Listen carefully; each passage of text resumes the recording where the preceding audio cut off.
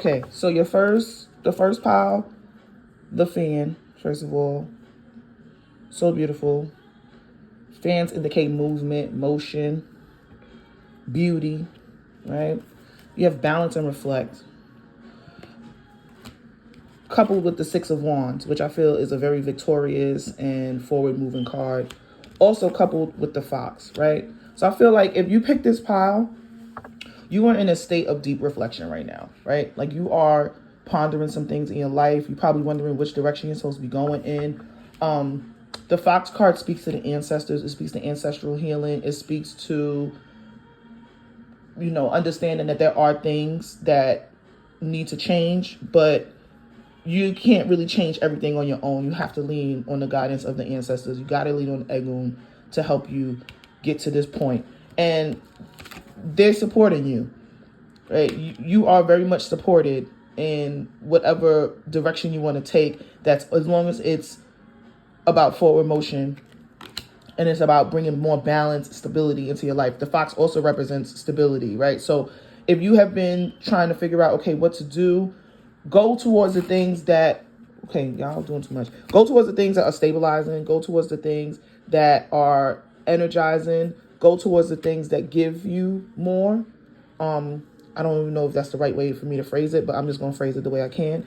And when you are balancing, balance is about understanding that there's an equal and opposite energy constantly present. That anything that you do, there is something on the other side that's going to offset it. So if you feel like you're leaning too much in one way or the other, balance. Now, if you really feel like you need some more guidance on how to move this energy around, get you a fan. Fans are about moving energy around. Whip it out, spray some perfume on it, fan yourself, fan your area, and leave it on your table, leave it on your altar, dedicate it to one of your spirits so that you could tell them, listen, help me to shuffle this energy around so that way I can get to this victorious point. Sometimes you need to reflect and think about the things that are already working in your life, the things that are already stable, the things that are already good, and figure out how you can balance that out so that way you can get to this victorious point. You feel me?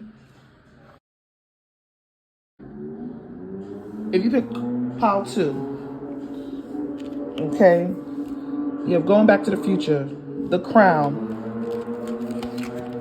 the Knight of Cups, and the Mountain. Okay, going back to the future is literally talking about going back to those old ancestral ways, things that worked, things that got you and your bloodline to where they are today. That could be something as simple as honoring your ancestors and asking them for guidance on your present situation. But the Mountain is about obstacles, right?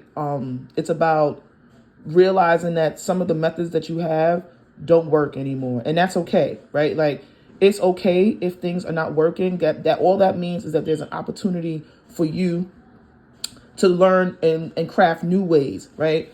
Going back to the future, this is also about crafting your own traditions, about going back to what works, going back to what has worked in the past, but also understanding that you are your own person. You are a new part of this line, right? So what worked here might not always work here in the same way. You might have to revamp some things. You might have to rethink the way that you call on your ancestors. You might even need to rethink the way that you honor them. If you have been engaging in a very standard practice of setting out a cup of water and a candle and a simple prayer in the morning, you might need to do something else. You might need to shake things up a bit, because this is a card of motion as well. The Knight of Cups is about ushering in, different feelings, right? Emotions.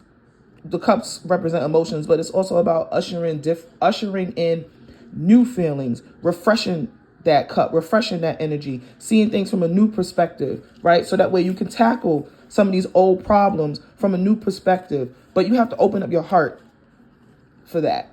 You have to allow your heart to tell you that, you know what, I might not feel like my crown is on all the way right now, but you never lost your crown. It's right here. You never lost it. You've never lost your crown. Your crown is right here. You just have to go back and reassess some things, revamp some of your plans, rework some stuff, tackle your obstacles from a different point of view, from a different perspective. Understand that there is always going to be a way to handle the problem. But modern problems require modern solutions sometimes, you know. What's modern for you today is going to be ancient to somebody tomorrow. So that's okay. Go back, see what works, figure out new ways to open your heart and tackle your problems. Okay? So, if you got this pile, understand that you are literally going places, okay? Journey and key. This speaks to unlocking doors, unlocking paths, unlocking abilities within yourself, stuff that you didn't even know was there. But you already have the key. The key is you. You are the key. You already have the key to open the doors and to get you on the planes and the trains and the automobiles and all the places that you need to go for this journey. Now, what happened to my little moon? Oh, I lost my moon.